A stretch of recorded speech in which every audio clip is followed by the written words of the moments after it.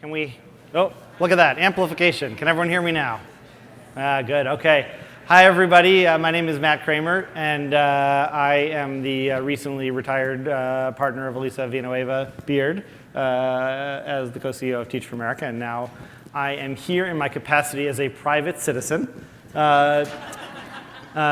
which gives me great pleasure, to moderate a conversation with my good friend Kevin Huffman, who I will introduce in a moment, and some of the folks who led a recent effort in Tennessee that we're going to talk about today. So first of all, I just wanted to say, I wanted to set it as a sort of background point. Do folks know what the NAEP is? Is that a familiar term? Nations, some, okay. For those who do not know, the NAEP is the standardized test administered by the federal government.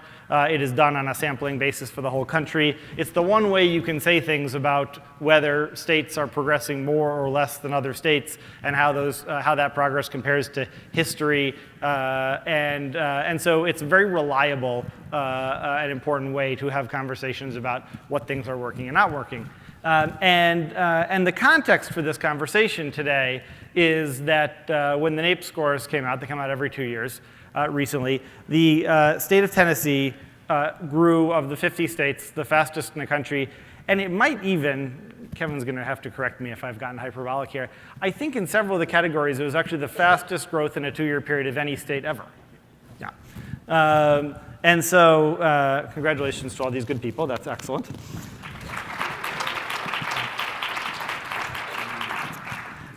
And of course, this was a 2-year period, and it took us a long time to get into the mess that represents an educational system where so many of the kids don't come out with a good education, and it's going to take us more than 2 years to get out of it. But this is a good first step in a long journey. And I think as a student of what they did, I found that the stories that came out of Tennessee challenged a lot of my assumptions and beliefs. And that it was therefore something that I personally have and do want to learn from, and I hope that by being here, you all are as excited to learn from it as I am.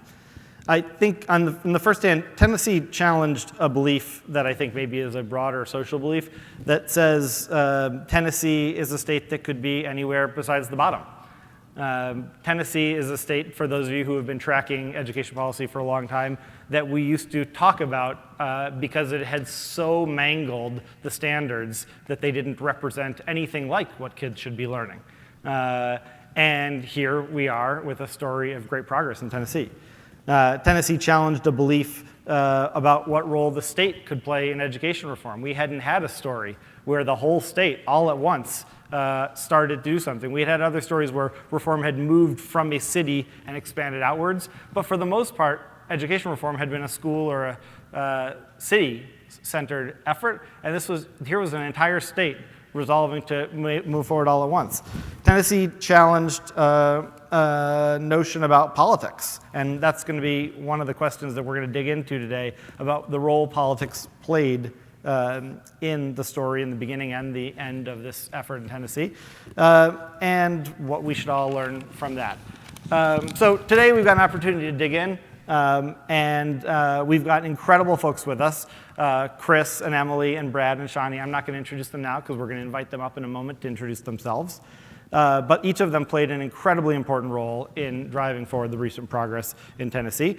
And so we've got an awesome opportunity here to talk to them and ask them about what they've learned, what they would have done differently, what their thoughts about the future are. So I'm really looking forward to that. But before we do that, I get to start with my good friend, the commish, Mr. Huffman. He does not need an introduction, but he's going to get one anyway. Kevin was a 92 Corps member. He taught first and second grade bilingual in Houston, Texas. He became an education lawyer after that. And after some time, he got wooed back to the mothership. And he spent a decade on the staff of Teach for America in all sorts of leadership roles, finally leading public affairs and development and growth strategy and other things like that. And then he stepped off the staff of Teach for America and showed up as the commissioner of Tennessee. Kevin, just to get us started, could you just give us like a quick flyover of education in Tennessee? Like, what was the context there that you came into that people need to have to understand a conversation about education in Tennessee? Sure. Is this working? Good. All right. First of all, how many people in here live in Tennessee? All right. That's great. Okay, good. You know what? So one important piece of the context is that while historically the results had been really weak in Tennessee, there were a couple of important things that had happened before we came. So one thing is that the state had passed new standards. So this was actually pre-Common Core. It was a precursor to Common Core. But basically the state had managed to summon the political will at the end of the previous governor's term to pass new standards, knowing that that was going to mean kids would do much, much worse. So that's not a very popular thing to do. And that had happened before we came in, which was a big deal. And the other thing was that the state had won race to the top in the first round. So 2 states won, Tennessee and Delaware in the first round. And so that meant not only were there some resources, and I think people probably overstate the importance of the resources, I think the bigger deal was there was a plan that a lot of people had agreed to, including all of the districts across the state. So that's one piece of context. Results were weak, but some really important foundational steps that were hard politically had already been taken before we came in. I think another thing to understand, and people from Tennessee know this, is that Tennessee is a state with kids in a wide range of circumstances. So there are about 25 to 30% of the kids that are in the 4 biggest cities in Tennessee, in the urban schools there. There are another, say, 30 to 35% of kids who are in the next, call it 10 to 12 systems. Oh, there we go. We've got actual data here. And then, you know, we've got more than 100 systems that are really small, and most of them are rural. It's rural and small towns that have the rest of the kids. And Tennessee has a lot of poverty, but it really varies a lot from place to place what it looks like. And there are about 1 million kids enrolled in the public schools in Tennessee. So those are good sort of foundational pieces of knowledge. Good. And I want to do one other thing, which is I asked you the question without pausing to say, could we all welcome Kevin Huffman?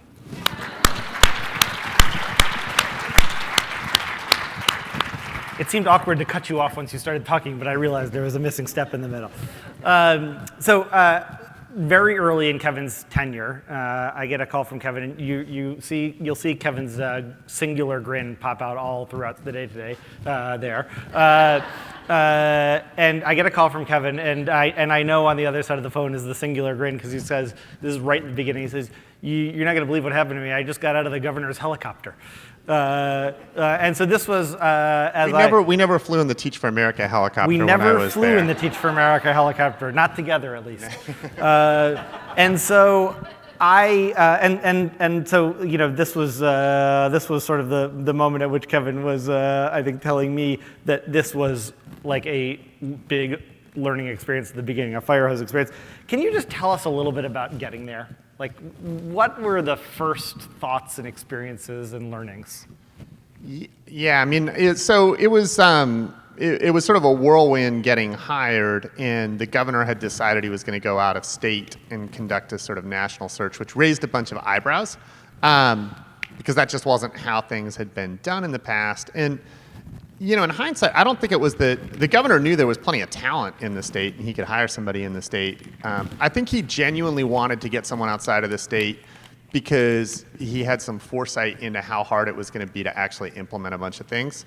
And he wanted someone to come in, honestly, like sort of cold and clean from the outside without any baggage to do that. Of course, coming from the outside then brings its own baggage, but it's sort of a different kind of baggage. And so, you know, when I started, I was just thrown right in. It was the start of a new administration, and I was thrown right into a legislative session trying to talk about a budget that I had no idea what was in it, trying to navigate a political process with people who I didn't know, trying to meet a bunch of superintendents who had varying levels of unhappiness at my presence, Some were great, but some were genuinely perturbed that I was there and thought it was almost insulting that I was there, which I understand.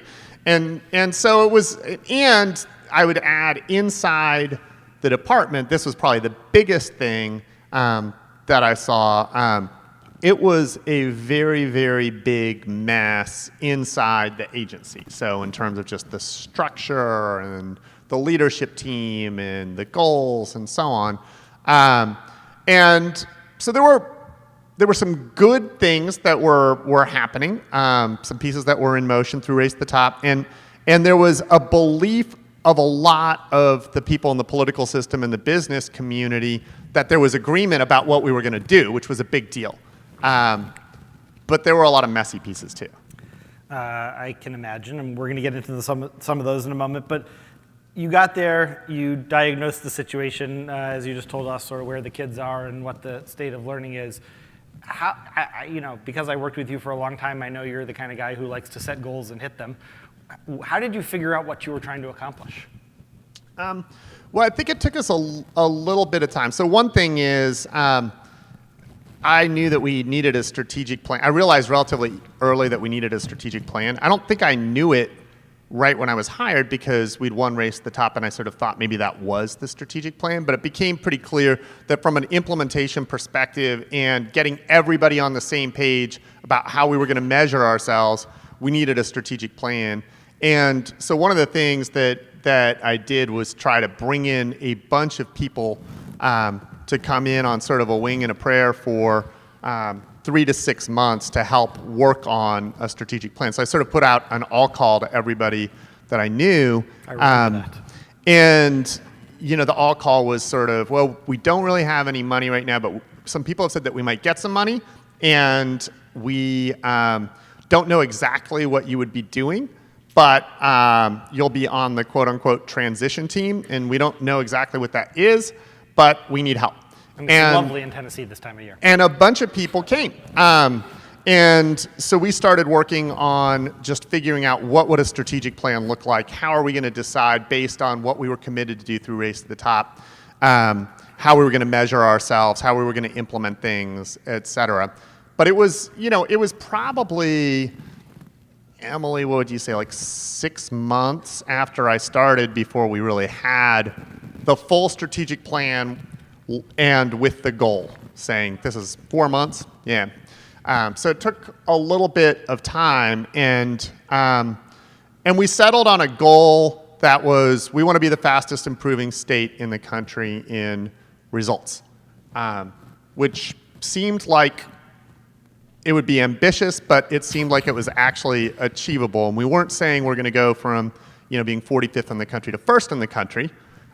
We didn't actually know what it would mean if we were the fastest improving, but it seemed reasonable to say, why couldn't we improve more than anybody else? It does, in retrospect, seem reasonable. It seemed bold at the time.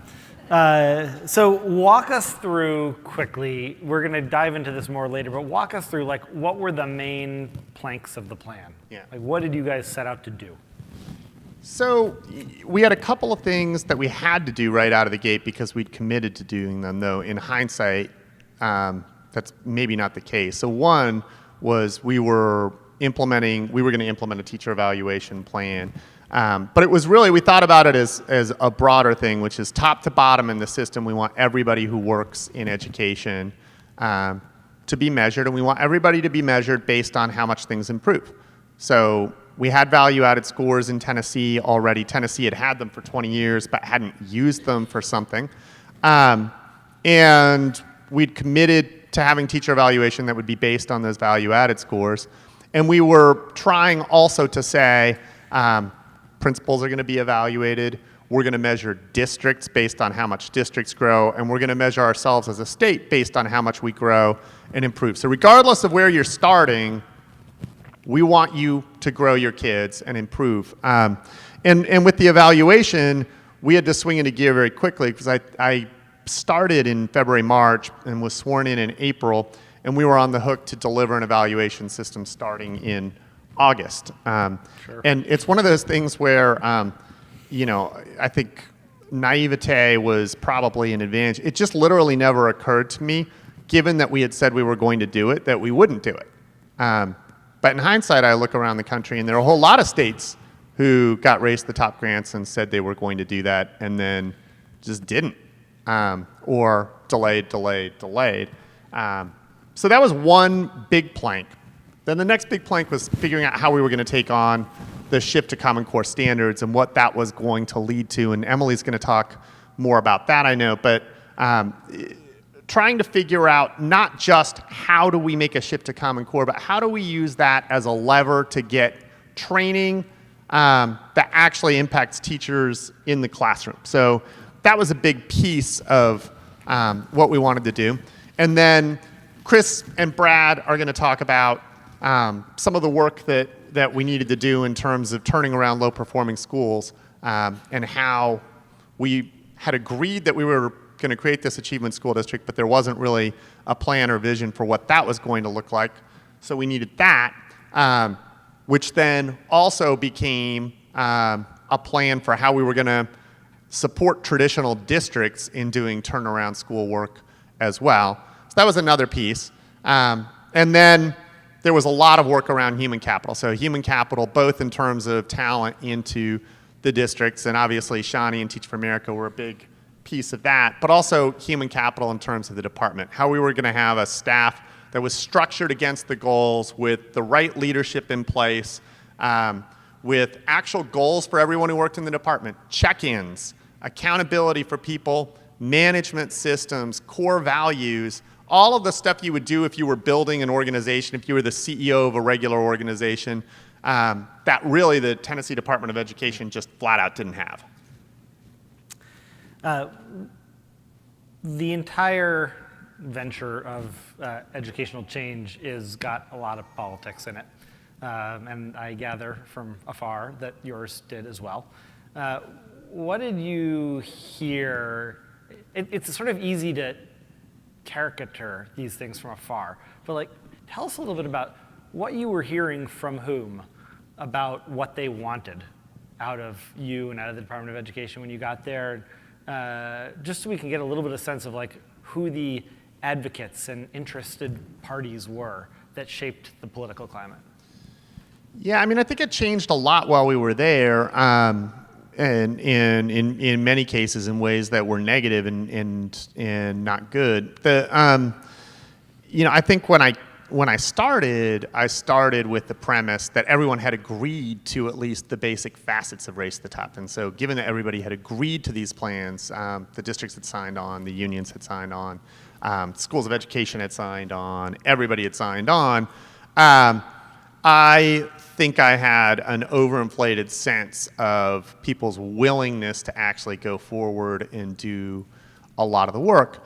But I think some of the major players in Tennessee, like anywhere, are the teachers in various organized forms, the superintendents who I knew from my role at Teach for America very little about how superintendents organize and what superintendents associations look like. Similarly, the School Boards Association, what that looks like, how they sort of get engaged in politics. And then, in Tennessee, we had a shift that happened nationally, which was a real shift in the political landscape with the rise of the Tea Party. So, remember I was coming in at the start of 2011, and the Tea Party was sort of just becoming a thing, and Tennessee as a state had, as recently as 2008, had one of the legislative chambers controlled by Democrats and a governor who was a Democrat. And between 2008 and 2012, it's not just that it became all Republican, it's that within the Republican Party there started to be a fracturing that we now see nationally that ultimately played a really, really big role in politics. And you want to tell us a little bit about that role? How did that influence things? Yeah, I mean, I think, first of all, I think Republican representatives started to worry more about being attacked from the right than being attacked from the left. So that was a big deal because in terms of their own positioning, their own thought processes, they were much more likely to lose their seat via primary challenge than they were via general election challenge. And that led some groups that I think were relatively fringe to start having a fair amount of influence in the conversation, which ultimately had a huge impact in particular on Common Core in the discussion around standards. The other thing that I saw over time, and this was not evident at all at first, but over time, we started to see the far right and the far left link up on issues. And you wouldn't necessarily have guessed that from the outset.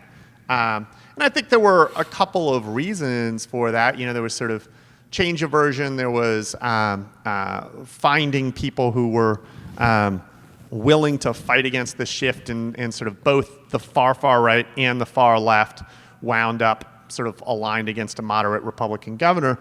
But I also think that at first, there were more representatives that had been in the legislature for a long time, and by the time I left, there were a lot of people who were so new to politics that old rules didn't necessarily apply, old alliances didn't necessarily apply. Interesting. Tell us, of all the things you put in place, one thing that you are most proud of from an impact, or actually whatever other lens you want to bring to a point of view, and tell us one thing you wish you could do over. I think the biggest thing I'm proud of is I do think the culture is different around how we think about educational outcomes. And I think that's probably the biggest, longest lasting thing. And the big reason why I don't think in any way, shape, or form the shifts in Tennessee are dependent on one group of people, one governor, or one set of leaders. So I think now if you go into school districts and talk to district leaders and talk to principals, it's just a very different conversation, by and large, not always, but by and large, about what the purpose is of the work. And people talk about how we're trying to improve student outcomes, and they talk about how they're going to know whether they have improved student outcomes. And I'll just give you, this is sort of a random anecdote that Emily and I had talked about before, but when we started the first superintendent's conference that we went to, they had the Superintendents of the Year nominees. And as they introduced them, it was sort of like, Joe was in the Lions Club, and Joe was doing sort of adjunct work at, whatever university, and so on. And the last year that we went to the superintendent's conference, they had each of the finalists had produced videos where they talked about two things that they were proud of that were advancing student achievement. And that's not driven by the department, right? Like, that's change that started to get rooted in the ground. So that's probably, honestly, the most important thing that I saw, which I don't attribute to myself, but I think being part of sort of a culture of and a climate of change over the course of 4 and 5 years is a big deal. One thing you do over. I was hoping you'd forget that part. I think I don't regret at all doing teacher evaluation from the outset. And in fact, I think if we hadn't done teacher evaluation from the outset, we might never have gotten to it, just watching what happened in other states. I think that we did not do a good job of communicating directly from us to the teachers. And I think the fact that we didn't establish that direct line between us and the teachers in a way that was really successful and effective in answering questions and training people about what was going to happen, it meant that we played a fair amount of catch-up, and it meant that I think I and others in the department probably started out with a particular sort of image of who we were and what we were about.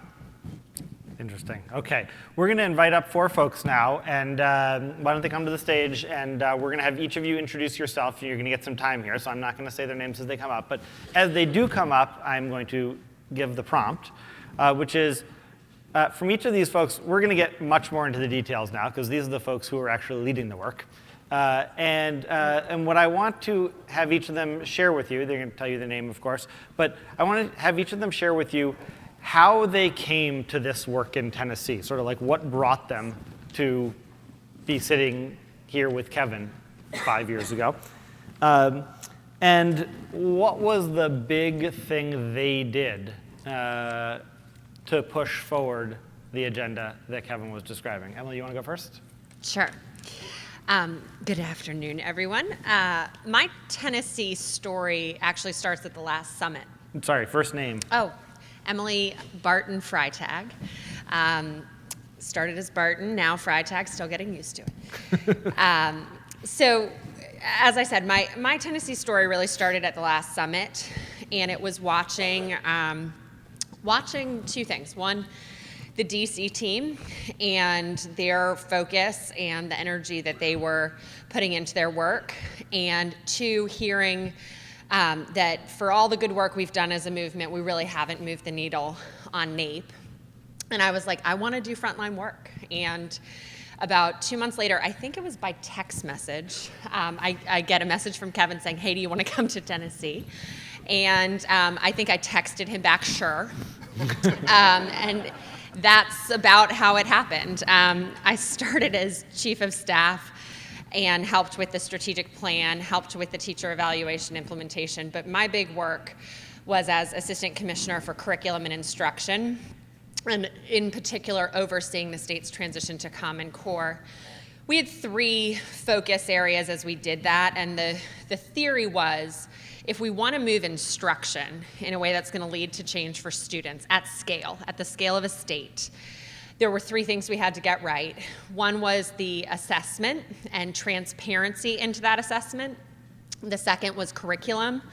And the third was training. And basically we felt like if you did one of those, but you didn't do all 3, it was going to fall apart. If you are clear on what the test looks like, but you don't have resources or materials to teach it well, and you don't know what you're doing, you're going to feel pressure, but you're not going to know what to do. If you have great training, but the test hasn't changed, you're going to feel beholden to your current test. So that was our kind of macro theory.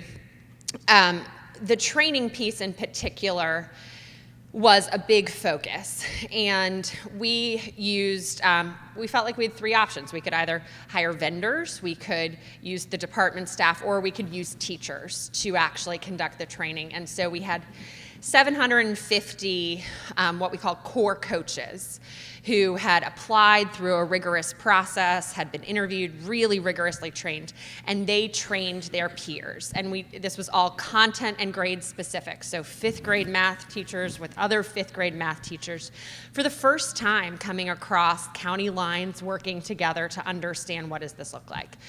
And that training effort was both a huge infusion of momentum and a sense of pride and excitement for folks involved, and I think made a difference to what teachers did with students every day.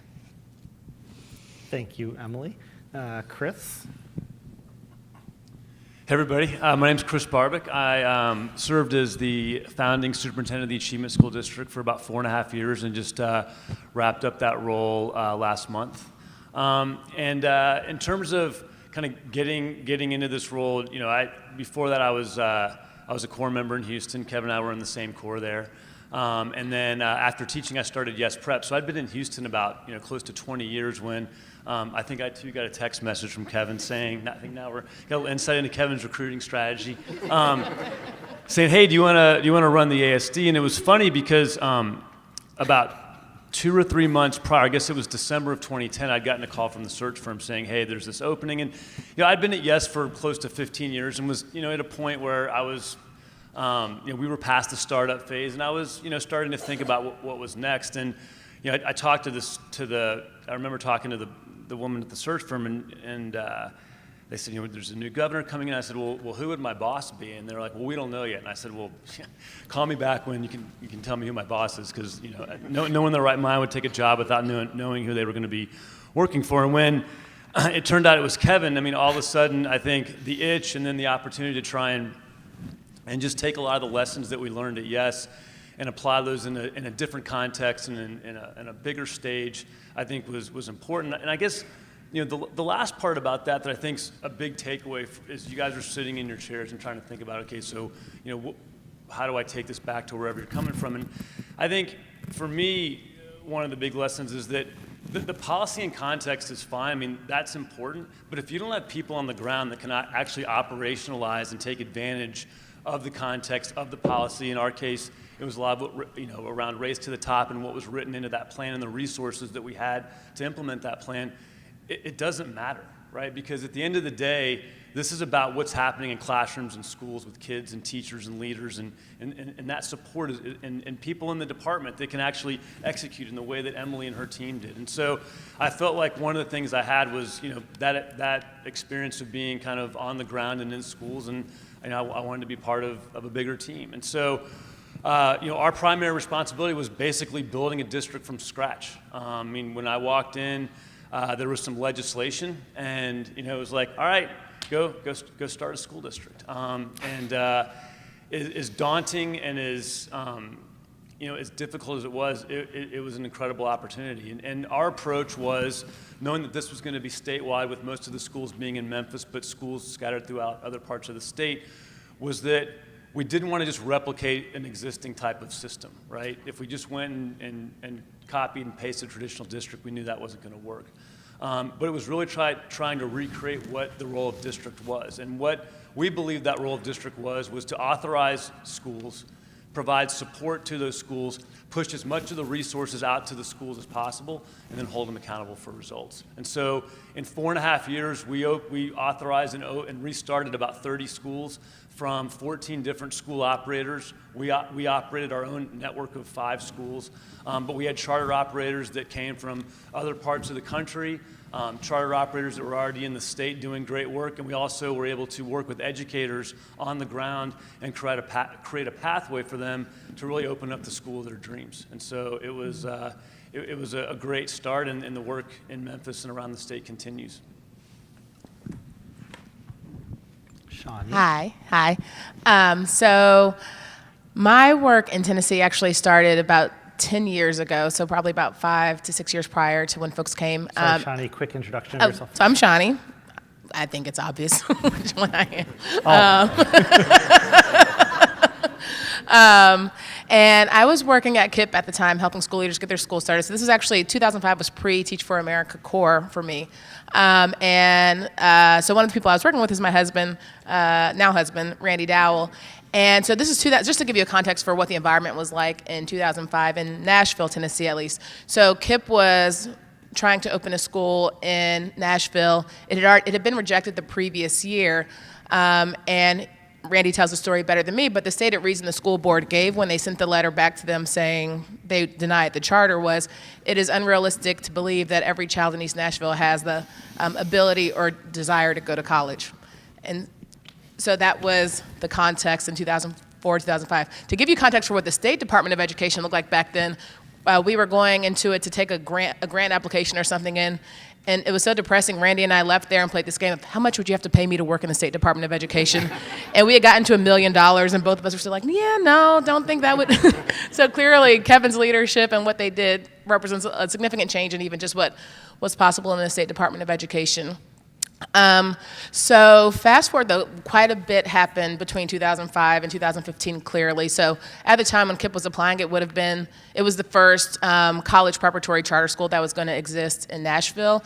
And in Memphis, there had also been similarly, I would say more work in Memphis. And Memphis has really led the way, I think, in the state of Tennessee for education, much more so than Nashville. And Nashville likes to think that it's leading the way, but really Memphis has led the way, I think, in the Tennessee conversion. So yeah, I definitely want to shout out Memphis for that.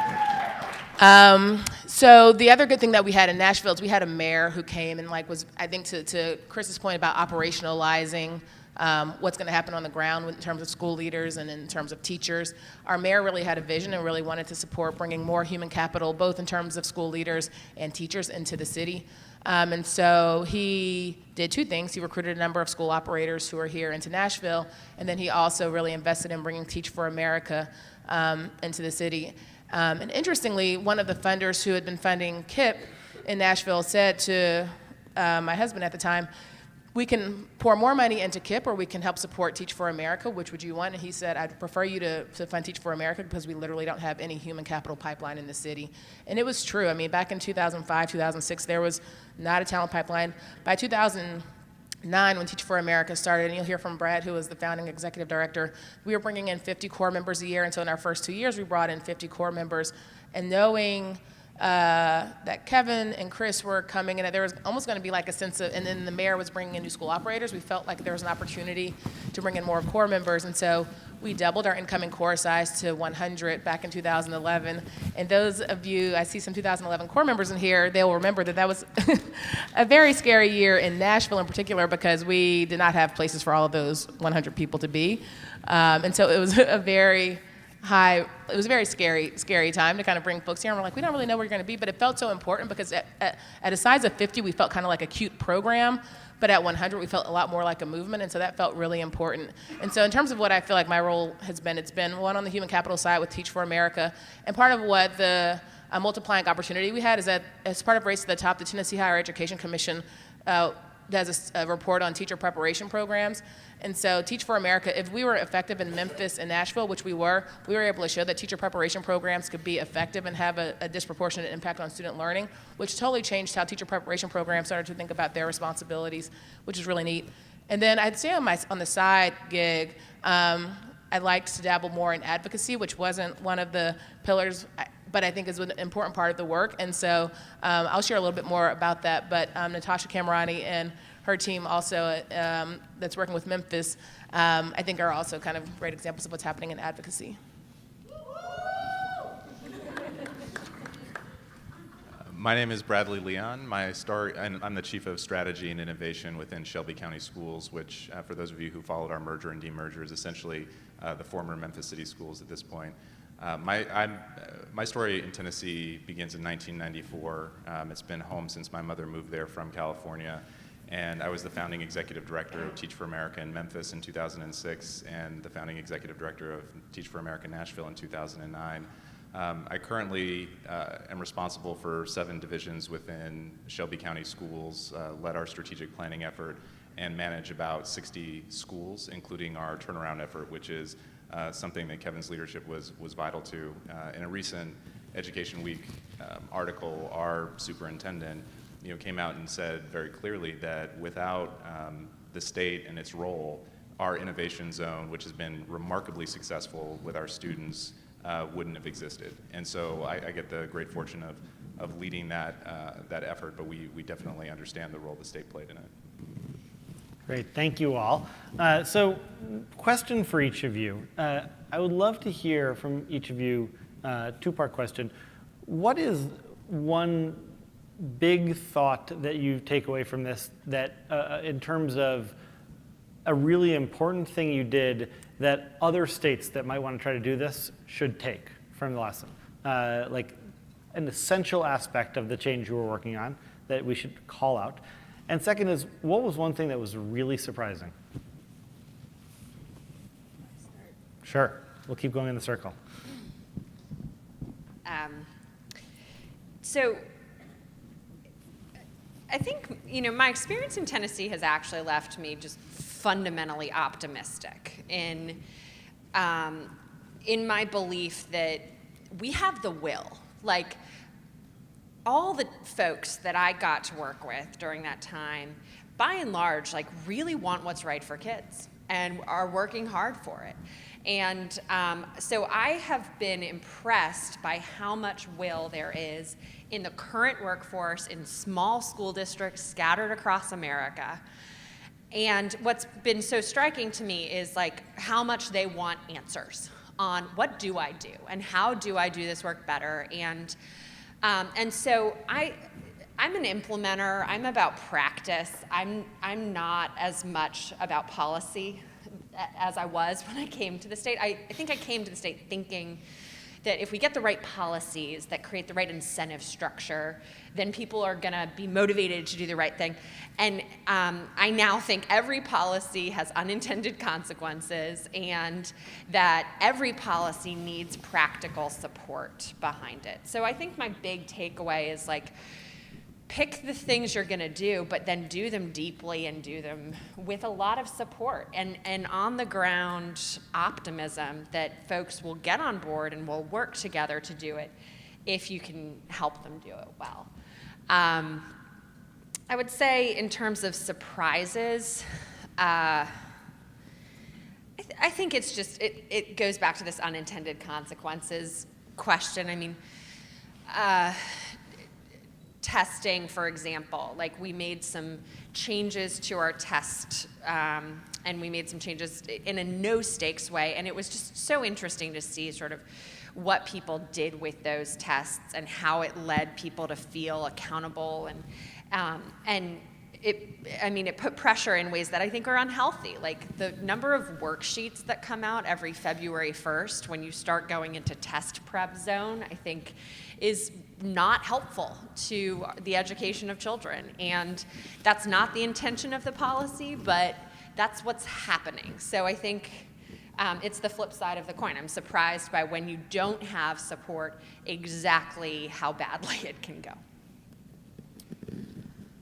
I think the big takeaway for me is how important it is to get right what I would call the incentives, the accountability, and the support, or as my friend Ash Soul likes to call the carrots, the sticks, and the floaties. You got to get that sequence right. And what I mean by that is that I think it's the incentives, right? It's in our case it was the context we were operating in, partly because of Race to the Top. It was the fact that in my case I had incredible support from my boss, who had incredible support from the governor. It was the resources that we were able to pull from the philanthropic community, but it was also pressure, right? I mean, the ASD put pressure on districts. It forced districts to do something in schools that had, for such a long time, had been the places that were neglected. And I'll never forget, one of the first times we walked into one of the schools where we meet with the teachers before we start this very public citing process, and we do it with the district. And we walked into a school, and one of the teachers raised her hand after we'd kind of talked about what was going to happen, and she said, "You know what? I'm not mad at you guys." And she pointed to me. She's like, "I'm mad at you guys." And she pointed to folks at the district, and she said, "I've been at this school for 3 years, right? No one's ever come out to this school. We've never gotten the things that we needed at this school," and kind of went on. And I raised that because the days of schools on the priority list in certain communities getting neglected and getting those teachers or not getting those resources and just being totally screwed by the system, those days in Tennessee are done.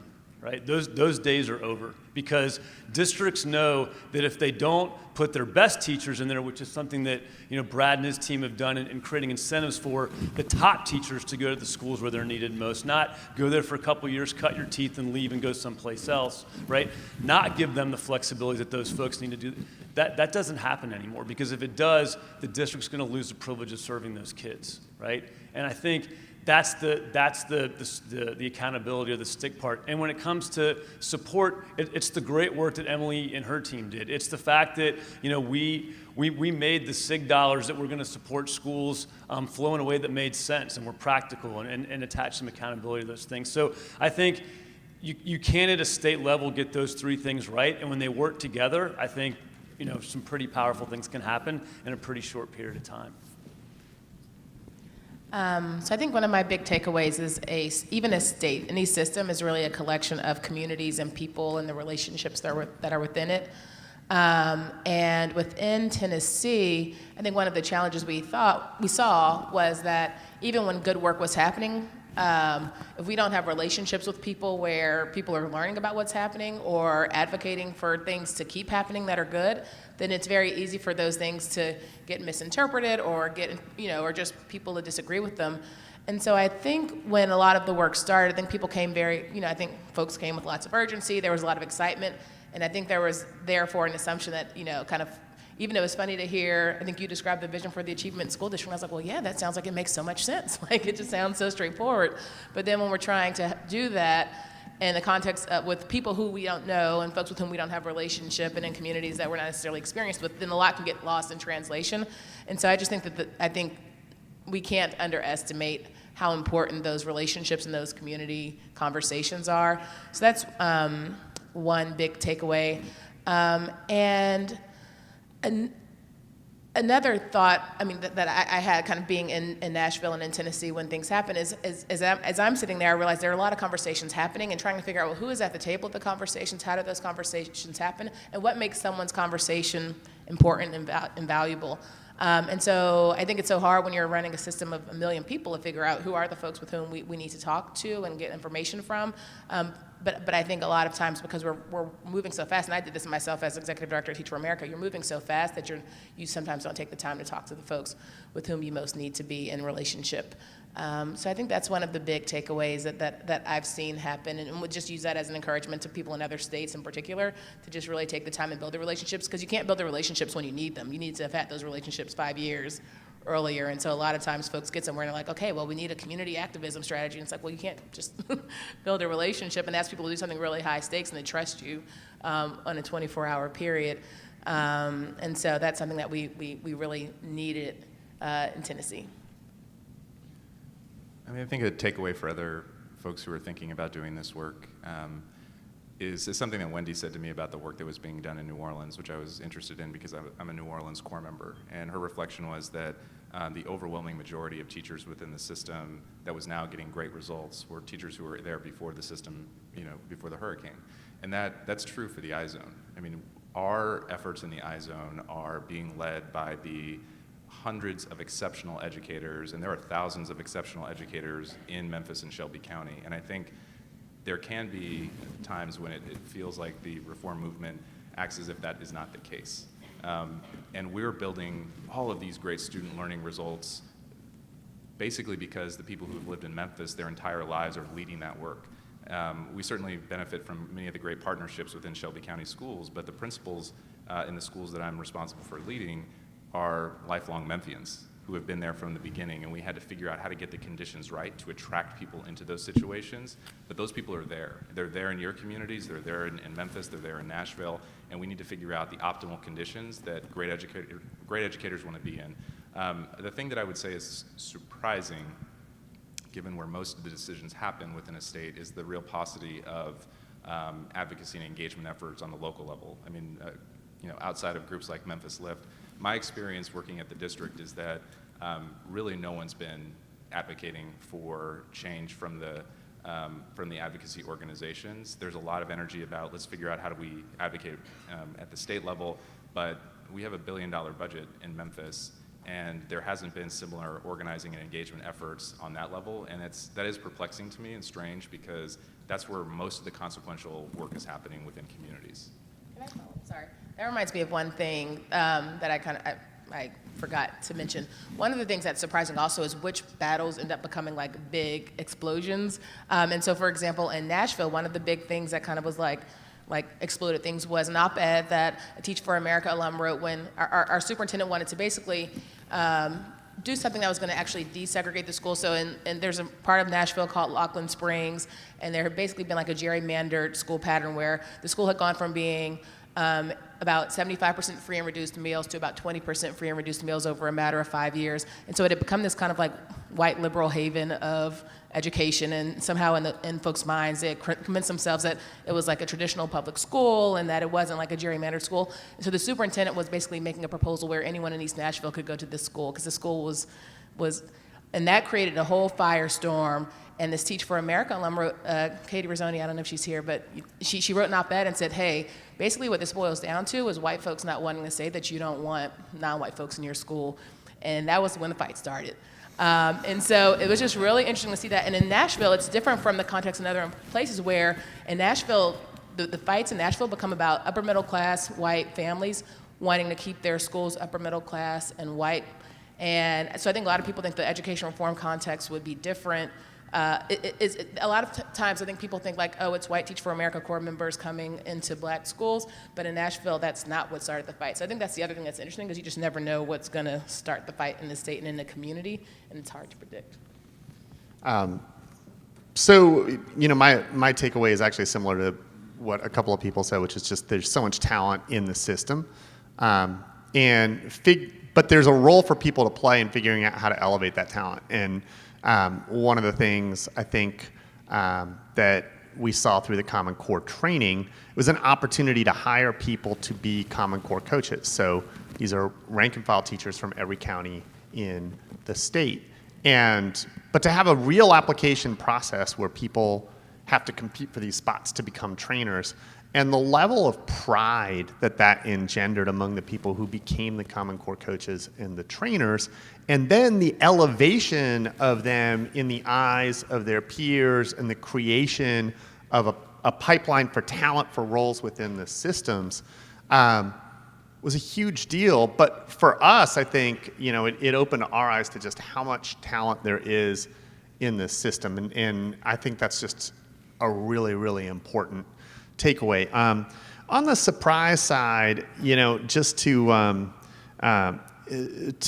hammer both the reform side and the traditionalist side in equal measure, two surprises. So one, and I knew this at some level, but I didn't realize how deep it ran, the absolute aversion to differentiation when it comes to personnel in education. I knew it was there, but just to give you a concrete example, we had an alum on our team who was a teacher ambassador working with teachers around the state, and she got tasked by the governor's office, we want to have a plan where we're going to recognize, I forget if it was the top 5% of teachers in the state or the top 10% of teachers in the state. The recognition was going to be like a certificate and like a reception. It was not going to be a huge thing.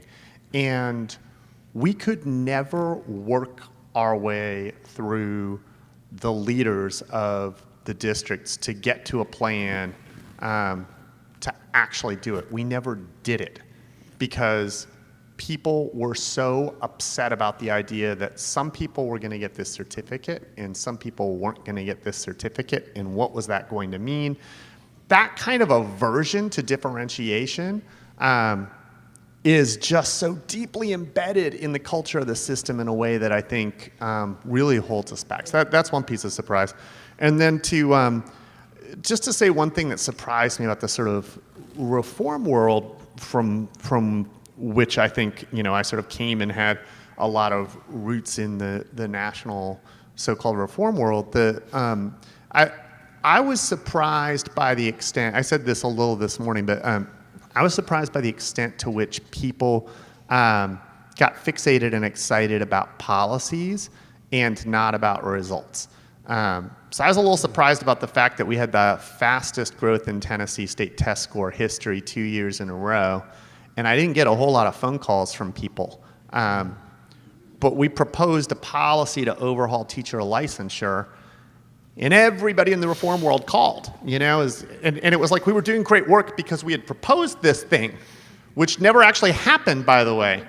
But because we proposed this thing, we were awesome, And in the meanwhile, we're sitting on 2 years of great growth, and that wasn't why we were awesome, And I think that surprised me and gave me a window into how far I think we've strayed a little bit from our roots. Interesting. Most of you have moved on from the role that we are talking about today. I would love it if you could share with folks a little bit about sort of the decision to stop, what the context was surrounding it, just any reflections on moving on. I suspect you guys have had some time to think about it since that moment. Kevin, you want to start? Yeah, I'll start. So for me, we reached the end of the governor's first term, and there's sort of this moment of reflection about, are you going to re-up and do a second term? And I think, it's obviously it's a very hard job. It's very hard sort of on your family. It's very hard on you personally. But it was also a moment in time where it was clear that the role of Commissioner of Education was going to change and needed to change and was going to change from sort of implementing all these really hard, aggressive changes to building a broader support in the education community to keep those changes going. And I think just the more I reflected, I sort of started out from a position of, I want to keep going, I want to, we've got so much work to do. It's great that we've made all these improvements, but they've taken us from 45th to 36th in the country. And there's a long way to go. But I think I just started, the more realistic a view I took on it. I think I really wondered whether I was the right person to take the next step. You know, I think it's hard to be the person who sort of like burns down a bunch of bridges and then show up a couple days later and say, and now I'm here to build the team to rebuild the bridges. And so I just think, you know, for me and in my conversations with the governor, I think it became hard to get to a place of feeling like I'm the best person to actually do that. I stayed about 6 months after Kevin left and left the state at the end of June. And sort of different set of reasons. I felt like we went through some drama in Tennessee about our tests and which tests we were taking. And I do think it sort of hurt some of the momentum because we were focused on getting to one and then we shifted to another. And I left because I felt like the test was finally set, the standards were pretty clear, and the hard work was now in the hands of districts to actually get more students to meet these higher standards and expectations. And it had probably been like a year and a half that I'd been talking to Kevin and others and thinking about what would it look like to provide this kind of practical support and implementation support outside the state context. And I'm really proud of my colleagues who stayed and are keeping the work up. Megan's in the audience, and you know, there's so many people who are continuing to do it from the state. But there's a whole set of decisions that the state really can't talk to you about. In particular, like what vendor are you using, and are they good, and how are you working that? And it's just a charged conversation when you're the arm of the state. And it's also charged when, like, even if it's not your team, but that team down the hall that's gonna come in and audit you next week, like, it's hard to say, I'm the state, but I'm here to help. And so I wanted to explore what it would look like to just say, hey, I'm just here to help. So have launched an organization called District to District, D2D, that's working with, in particular, small schools, both mom and pop charters that have limited teams and also rural schools to provide that kind of curricular support. I think sort of along the same lines as what Kevin said. I mean, I'm a firm believer of this idea of right person at the right job at the right time. And I think in the case of the ASD, you know, my role was really to get things started. And I think that's kind of what my background's been. I mean, I started YES, and I like to build things. And we'd reached a point where, you know, we opened 30 and authorized 30 some odd schools in 4.5 years. We'd built a portfolio of schools, and the work had really started to shift from being less about building infrastructure and getting things off the ground to much more what, when you build a portfolio district, the district is supposed to do, which is, you know, push the resources out to the campuses, make sure everybody's following the rules they need to follow around things like enrollment and expulsion and special ed, which is primarily a compliance job, and then hold schools accountable for results. And we'd reached a point where a lot of that stuff had gotten built. And as important as that work is, you know, I don't jump out of bed every morning fired up about compliance and accountability. I care about making sure that what's happening in schools with kids is where it needs to be, and being a little bit closer to the tip of the spear around that. So I think it was interesting in that you're building a system that at some point you realize that you as a leader are not equipped to or best suited to lead, but it was and still is the right work. And I think we're fortunate enough, and I think it speaks to just some of the continuity and some of what Kevin said about, you know, what's happening across the state in terms of just the culture of the conversations and the culture of the work, is that, you know, my deputy's now taken over. The continuity of the work continues. She was there when we built the strategic plan. She is the right person for the right job at the right time. And I actually, you know, like Emily, leave this role more optimistic about what's happening in Memphis and what's happening across Tennessee than I did when I started. And I leave with incredible peace of mind knowing that the person who's leading this effort now is absolutely the right person to be in the role right now. Sorry, before we go on, Chris, just one quick follow-up. Some of the people in this room know that that you had a little health scare at the end. Can you just talk a little bit about what role health played and the general stress of these roles played in that decision? Health didn't play any role in the decision. I mean, these are tough jobs. I mean, you got to know when if you're going to take one of these roles on that you're going to get your ass kicked, and you know what? That's okay. I think my kids just walked in the room. I'm sorry I said that. And that's okay. And you know what? You still need to do it because it's the right work. But it's these jobs are stressful. I think that what keeps me up at night more is just I'm going to be okay. I'll leave. I'll find a job. It's the circumstances that our kids and families live in, and making sure that we're doing everything we can every day to make sure that we're creating opportunities and pathways for them to live to their fullest potential. So. And so we as a state have been blessed with the leadership of folks like Kevin and Emily and Chris. And so knowing that, folks have to make decisions about timing, one of my thoughts is that teachers that we bring in, like that is the one thing that no matter what's happening, if we have great talent coming in every year, we can feel really great about that. And so I remember one time a colleague and I were looking at the Tennessee Higher Education Commission. We're looking at, I think, like 50 teacher preparation programs in the state of Tennessee. And literally at the time, only Teach for America Memphis and Teach for America Nashville were producing teachers who were having a statistically significant positive impact on students in Tennessee.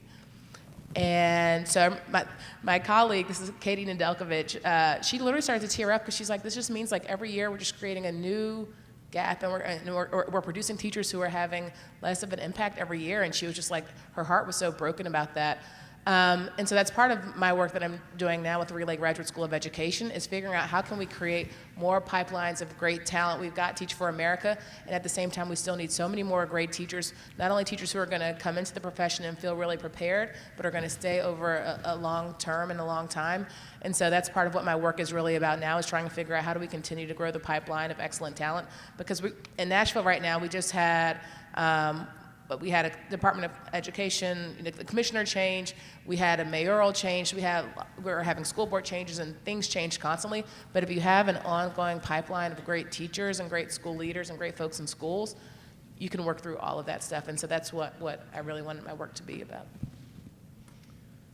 And I'm staying. I think the primary reason thank you.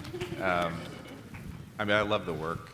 And the challenge ahead of us is very different than the challenge that's behind us. And that challenge of moving schools from the bottom 5% is something that our team has really excelled at. I mean, our teachers, our principals, but there's a real difference between taking a school that's in the bottom 1% in the state and taking it to the 8th percentile versus getting it to the top 25%, which is where we want to be. And so what inspires me to get out of bed every morning is that what needs to be true for us to get our schools within the I-zone into the top 25%, because it's a completely different challenge than moving our schools from the bottom. I want to do a quick poll with you guys. So I'm going to ask 2 questions, and if you can just hold up fingers from 1 to 5. And then Kevin, I'm going to ask you to reflect on whatever people put up. I don't know what they're going to put up. Question 1 is, and for this is if an 5's like strong. I'll explain as I get done with the question what the scale is. If another state, not Tennessee, if another state decided they wanted to make similar progress right now, how confident are you that this type of progress could be done again in another state? With 5 being, I'm completely confident.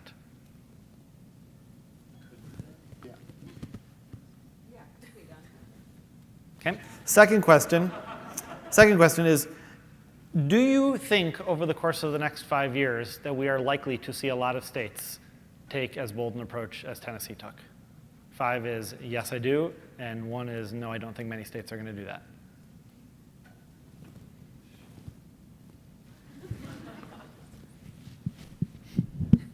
My reflection is the reason I hired Chris to run the ASD is because he's one of the more optimistic people I know. So 3, I think, is pretty out there. Yeah, but the 5 at the beginning, it's easy to say and sort of, laugh and say, well, they could, But I mean, genuinely. I didn't know what you were going to answer. Yeah, I mean, that's like, honestly, there's not a whole lot of magic to what we did. And while I think we worked really hard to bring talented people in, you know, the people who were working in the department and in districts and so on are not unicorns.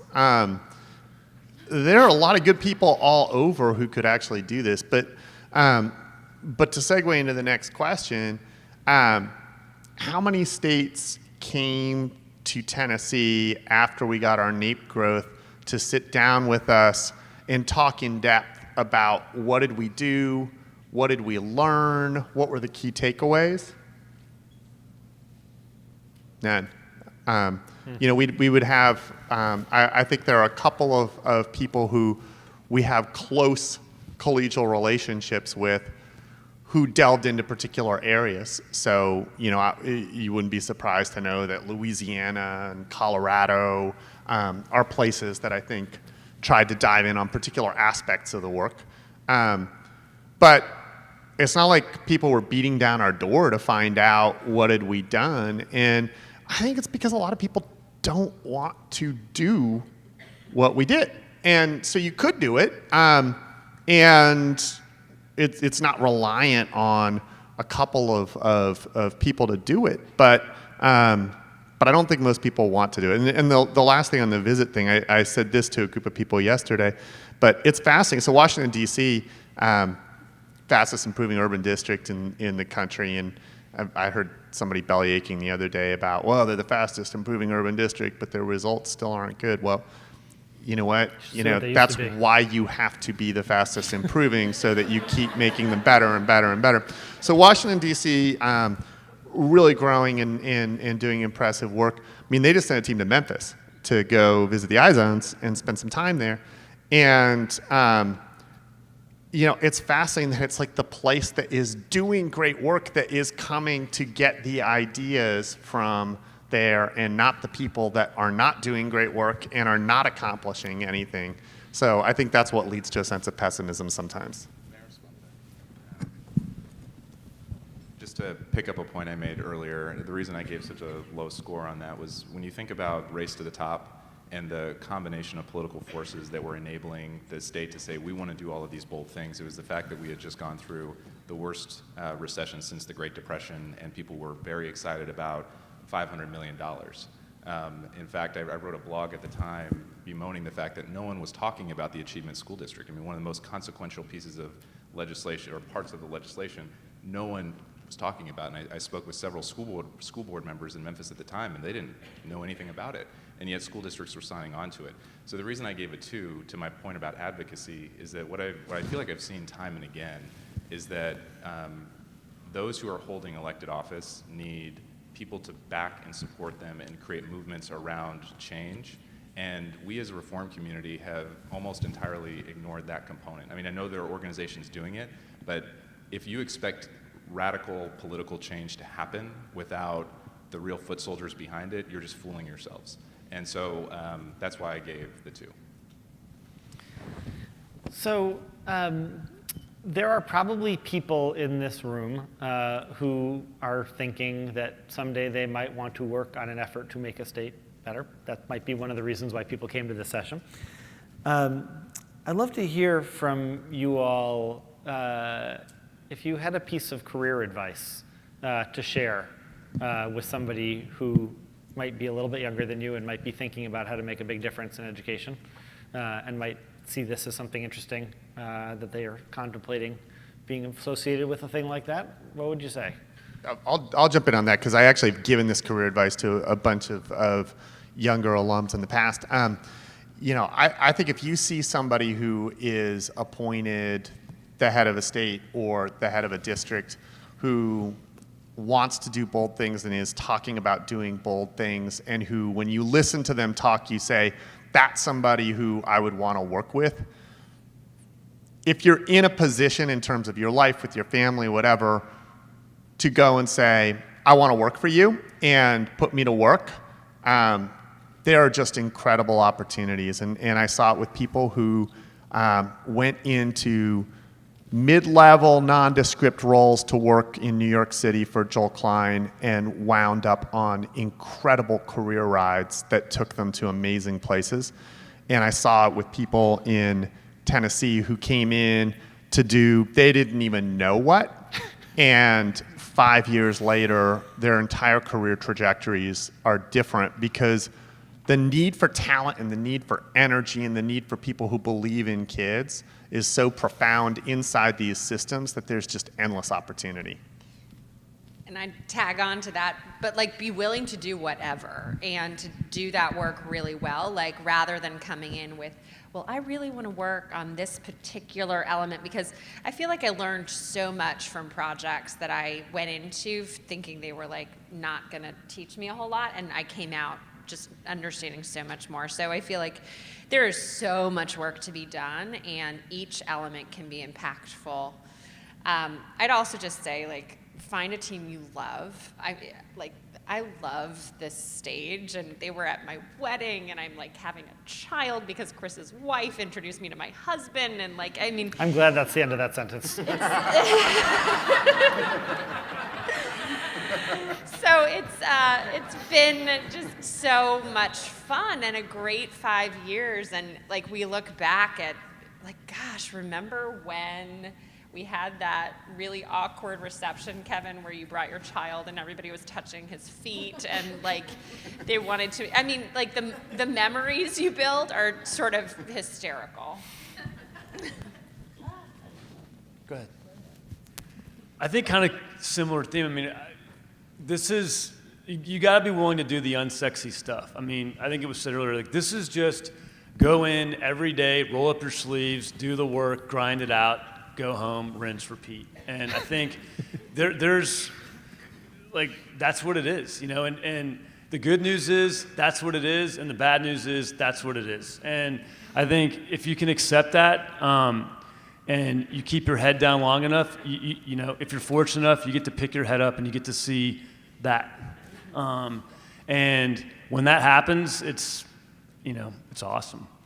So to be able to play a very small role in that has been, I think, you know, just one of the best blessings I've had in my career.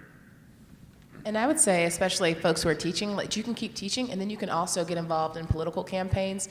So when Elisa Kim ran for school board, trying to get, well, first of all, it's so important just because we need folks who are out there who are teaching to be advocating and talking and out knocking doors, but you learn so much. So I think about Sam Lemire, who was a 2011 Corps member, and this past, a summer or two ago, she ran the school board election for a candidate. The candidate lost, but actually performed really well, announced Sam Lemire as like an education policy advisor to the governor. I just think you learn so much by those things, and you don't have to leave the classroom to do that. You can learn really relevant skills by just showing up, and that's, a lot of friendships are really built around struggles. Like, we would be concocting stuff in our living room, and it was like really hard stuff because people were like attacking us and our families and stuff, but that's how friendships are built. And so a lot of times we want to avoid struggle, but struggle is where relationships happen, especially when you're doing work that you care deeply about for kids and communities.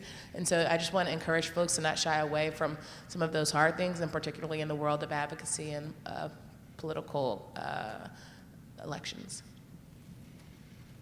And I have great regard for revolutionaries and insurgencies. There's an important role for those folks to play in ensuring that all of our kids have an excellent education. But when I step back and I think about the fact that 95% of kids in our country are still being educated within a district setting, what I would encourage you to consider is throw your energies behind an institution.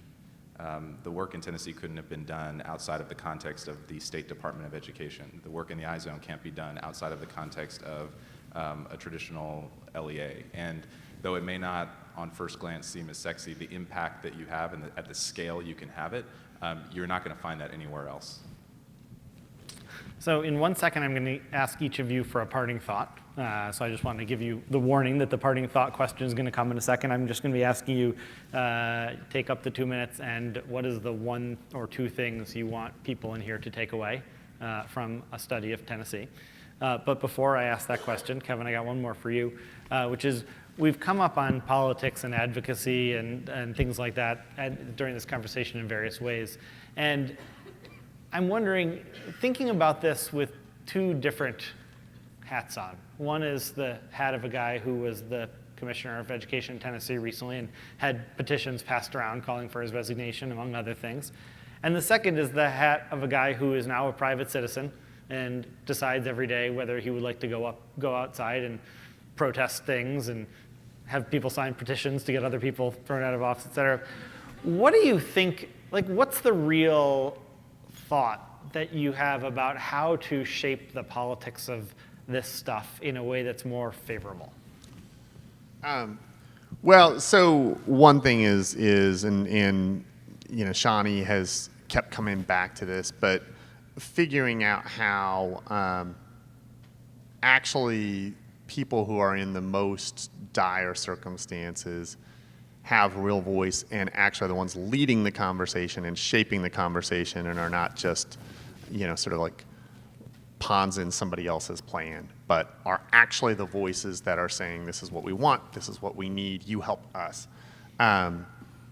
It's just not there that much. But at a sort of macro level, I realized this when I was at Teach for America, and I would go around and help people open new sites. State politics, let alone sort of district and city politics, are more small time than people think. And they really are. And like, a sort of like more positive spin on that is like people are more accessible. And I think a lot of people think, oh, state legislator, that's, a pretty important person. They've been elected and so on. These are accessible people. And it is astonishing how few people it actually takes to move the needle on particular issues. And one of the things that is depressing when you're on the wrong side of that is you watch a very small number of people make a very large volume of noise and thwart something that you want to do. Now, the flip side of that is a very small number of people could be making a large volume of noise to support changes that actually help kids. And there's not enough of that. But it takes fewer people than people think it does. But it takes people with deep, real commitment to get it done. And Common Core was the biggest sort of bad example in my term where I just saw a very small number of people who were so relentlessly opposed to Common Core build an incredible amount of energy against it. And my takeaway is we could have a very small number of people building a very large volume of energy for things that are actually really productive for kids. I was in a session earlier today with Dr. Joyce Ladner, speaking about, reflecting on the letter from a Birmingham jail and speaking about the civil rights movement. And she said at one point something that really took me by surprise. She said, people don't know this, but the whole civil rights movement was guerrilla warfare. There were only 31 of us in the entire state of Mississippi working on this. And we did all these things to make sure we got lots of people to show up for a rally, but then those people went home. There were only 31 activists in the entire state. And I was like, whoa, that is a different thought. Brad, let's start down with you and come this way. Kevin, you're going to get the last word. Parting thought from everyone. I think my parting thought is just to reinforce why I worked at Teach for America so long. Leadership is the most essential element to driving change for kids, and whether that's advocacy or in the classroom or at the school level or at the district level, at the state level, you will not go far without strong leadership. So, my parting thought. Whatever vision or strategy or ideas you have for your state or system, if you create that without considering the community context or the relationships or the advocacy, my analogy is it's like trying to cook a pot of grits without a pot. So. It's tough to follow. I'm going to come back to something I said earlier today in a panel, which is we need talent in the arena. I mean, if I talk to one more education consultant, I'm going to shoot myself in the head. So we need, and if you have to tap out for a year, that's fine. But we need talent in the arena, right? We need it in the arena. If that's a classroom, great. If that's a school, great. District, state level, but we need the talent to be where the fight is. And I feel like a lot, there's just not enough of it there. I don't think this is the whole solution, but I do think continuous improvement that's focused very concretely on what are people doing. Like, we can move the needle. I think the reason we're looking at this slide and the reason we saw results was people were incentivized to do the right things. They were focused on actions that would move the needle, and they were building skill in how to do it. Like, if we want to improve how well students do in math, we have to talk about fractions. We have to talk about how we teach fractions. We have to get concrete. That's, I think, where a lot of our upside lives in education, and we need to keep the conversation concrete and optimistic. I guess I'd just close by saying it's a long game. You know, I said before, it's great that we moved from where we were to where we are. Where we are is still below the national average. The national average is not that much to speak of. Embedded in that is an incredible gap, especially for kids in poverty, especially for African American kids. And there is a long, long way to go. But people shouldn't poo-poo incremental change that happens year after year after year after year after year, because if you get a little bit better every year, you look up and 10 years later, things are in a very, very different place. So it's a long game, but it takes a real sustained effort.